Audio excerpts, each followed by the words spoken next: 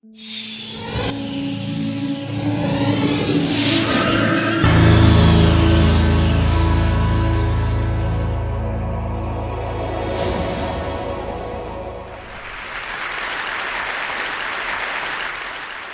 all outward appearances, John had everything going for him.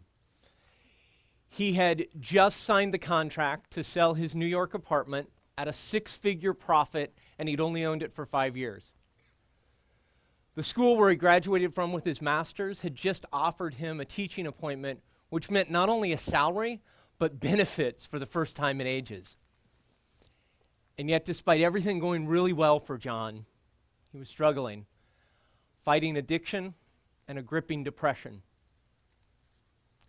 On the night of June 11th, 2003, he climbed up to the edge of the fence on the Manhattan Bridge, and he leapt to the treacherous waters below. Miraculously, he lived. The fall shattered his right arm, broke every rib that he had, punctured his lung, and he drifted in and out of consciousness as he drifted down the East River, under the Brooklyn Bridge, and out into the pathway of the Staten Island Ferry, where passengers on the ferry heard his cries of pain, contacted the boat's captain, who contacted the Coast Guard, who fished him out of the East River and took him to Bellevue Hospital. And that's actually where our story begins.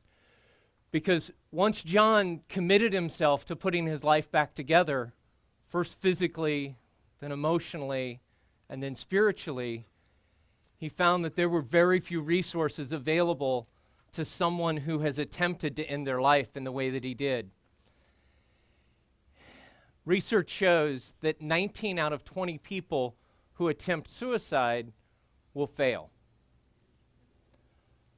But the people who fail are 37 times more likely to succeed the second time. This truly is an at-risk population with very few resources to support them. And what happens when people try to assemble themselves back into life, because of our taboos around suicide, we're not sure what to say, and so quite often we say nothing. And that furthers the isolation that people like John found themselves in. I know John's story very well because I'm John. And this is today the first time in any sort of public setting I've ever acknowledged the journey that I have been on. But after having lost a beloved teacher in 2006 and a good friend last year to suicide, and sitting last year at TED Active, I knew that I needed to step out of my silence and past my taboos to talk about an idea worth spreading. And that is that people who have made the difficult choice to come back to life need more resources and need our help. As the Trevor Project says, it gets better. It gets way better.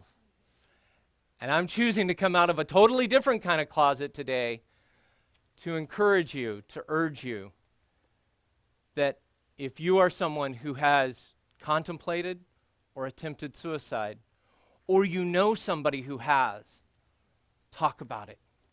Get help. It's a conversation worth having and an idea worth spreading. Thank you.